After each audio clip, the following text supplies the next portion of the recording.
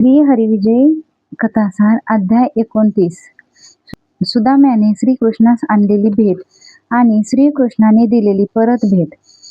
भागीरथाच्या काठी कपिला नावाच्या नगरीत श्रीकृष्णाचा बालमित्र सुदामा राहत होता.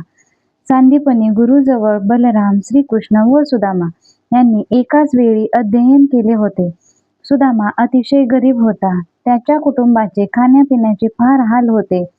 त्याची बायको व मुले फार सालस होती. त्यामुळे गरिबीतही त्याच्या घरात पूर्ण समाधान नांदत होते. एकदा देशात दुष्काळ पडला. त्यामुळे त्या कुटुंबास अर्धपोटी राहायची वेळ आली. सुदामाची बायको त्याला म्हणाली, तुमचा बालमित्र श्रीकृष्ण द्वारकेत मोठ्या वैभवात नांदत आहे. तुम्ही गेला तर तुमचे दारिद्र्य दूर होईल. सुदामा म्हणाला, तू म्हणतेस ते खरे. लहानपणी आम्ही एकत्र अभ्यास करीत होतो. त्याची माझ्यावर फार प्रीती होती. तो आपणास मदत करील. सुदामा श्रीकृष्णाकडे निघाला. तेव्हा त्याच्या बायकोने शेजारणीकडून मुठभर पोहे उसने आणले. 3 वीतभर फडक्यात पोहे कसे तरी बांधले व सुदामदेवाजवळ दिले. फाटके वस्त्र नेसलेला, फाटलेले वस्त्र पांघरलेला सुदामा ते पोहे बरोबर घेऊन श्रीकृष्णाकडे निघाला. सुदामा वाट चालत चालत कसा तरी द्वारकेजवळ आला. त्याला चालण्याची सुद्धा अंगात शक्ती नव्हती. त्याला वाटेत शुभ शकुन होऊ लागले. ते पाहून सुदामाला उत्साह आला. तो कसा तरी द्वारकेजवळ येऊन पोहोचला. त्याला गावातील देवळाचे व राजवाड्याचे सुवर्णाचे कळस दिसू लागले. सुदामा राजवाड्याच्या पायऱ्या चढू लागला. त्यावेळी श्रीकृष्ण, रुक्मिणी आणि स्त्रियांसमवेत भोजनातोर गोष्टी करत बोलत बसले होते. तोच श्रीकृष्णाने गडबडीत म्हणाले, माझा परममित्र गुरुबंधू सुदामदेव कपिला नगरीहून माझ्या भेटीस आला आहे. तो भुकेने व तहानेने व्याकुळ झाला आहे. त्याच्या अंगावर धड वस्त्र नाही. तो या राजवाड्याजवळ आला आहे. तुम्ही सर्वांनी त्याच्यावर प्रीती केली पाहिजे. त्याच्याकरिता आंघोळीची व्यवस्था करा. वस्त्रे नेसावयास द्या. अंगावर भूषणे चढवा व षडसान्नाचा स्वयंपाक तयार करा. सामोरे जाऊन मी त्याला घेऊन येतो. हे श्रीकृष्णाचे बोलणे ऐकताच रुक्मिणी, सत्यभामा वगैरे अष्टनायिका सुदामदेवाची सर्व व्यवस्था करण्यास सिद्ध झाल्या. श्रीकृष्णाने सुदामाला मोठ्या सन्मानाने आपल्या महलात आणले. सुदामदेवाचे ते अन्ना वाचून झिजलेले शरीर, अंगावर अपुरे कपडे पाहून श्रीकृष्णास फारच वाईट वाटले. रुक्मिणीने पाण्याने त्याचे पाय धुतले. अष्टनायकांनी सुगंध तेल उटणे लावून त्याला अभ्यंगस्नान घातले. त्याला उत्तम वस्त्रे परिधान करावयास दिली. श्रीकृष्णाच्या सर्व स्त्रियांनी सुदामदेवाला नमस्कार केला. त्या सर्व स्त्रियांना आशीर्वाद देता देता तो बिचारा थकून गेला. श्रीकृष्णाने त्याला पंक्तीला घेऊन भोजन केले. भोजन केल्यावर त्रयोदशगुणी विडा त्याला दिला. असा त्याचा पाहुणचार केल्यावर श्रीकृष्णाने सुदामदेवाला विचारले, आम्हाला वहिनींनी काय भेट पाठविली? तेव्हा सुदामदेवाने त्याला पोह्याचे फडके दाखविले. कृष्णाने ते लागलीच सोडून त्यात असलेल्या पोह्यांचा एक घास तोंडात घातला. इतक्यात रुक्मिणीने त्याचा हात धरला.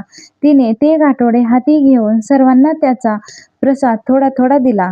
नंतर श्रीकृष्ण सुदामाला आपल्या मंदिरात घेऊन गेला. सुदामाला त्याने आपल्या मंचकावर निजविले. त्याने त्याचे पाय देखील रगडले.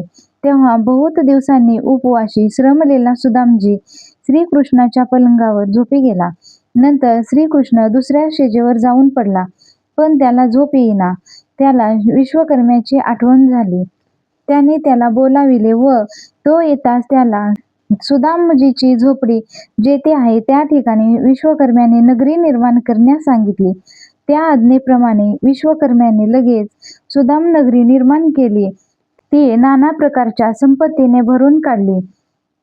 1 महिन्यापर्यंत श्रीकृष्णाने सुदामाला आपल्या जवळ ठेवले. श्रीकृष्णाचे वैभव पाहून सुदामाला सारखी आपल्या बायका मुलांची आठवण होत होती. आपण आपणासाठी, मुलाबाळांसाठी, बायकोसाठी काय काय गोष्टी मागून घ्याव्यात असा तो विचार करू लागला. परंतु त्याच्याने एक शब्दही श्रीकृष्णाजवळ बोलवेना.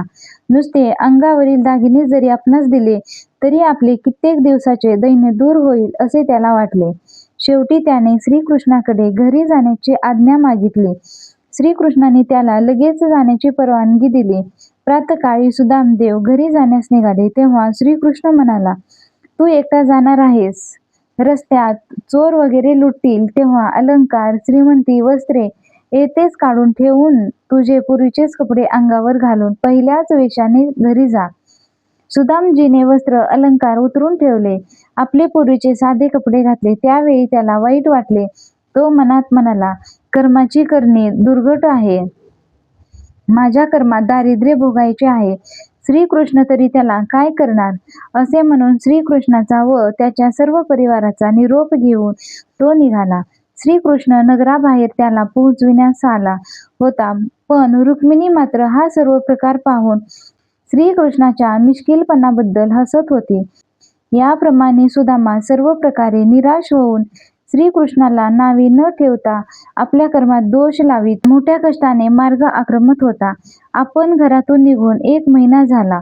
तोवर घरच्या कुटुंबाची काय अवस्था झाली असेल या फिकिरीत तो आपल्या गावाजवळ आला तेव्हा त्याला गावात सोन्या रुपयाचे कळस दिसू लागले. मोठमोठ्या इमारतीही सुवर्णाच्या दिसल्या.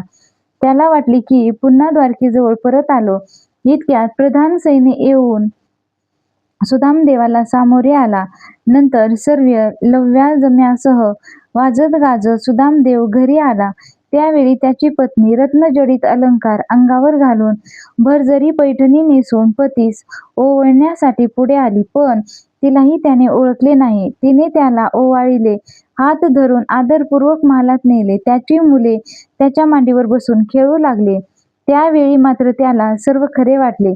नंतर त्याच्या बायकोने सर्व हकीकत सांगितली. तेव्हा त्याला श्रीकृष्ण कृतीचा अचंबा वाटला. कृष्णाने समक्ष काही दिले नाही हे असे त्याने केले. मग मात्र आपल्या विचाराचा सुदामदेवास पश्चाताप झाला. श्रीकृष्णाने त्याला दर्शन दिले. तुझी परीक्षा पाहण्यासाठीच मी कपट केले असे तो म्हणाला. नंतर सर्वांस विचारून श्रीकृष्ण द्वारकेस गेला.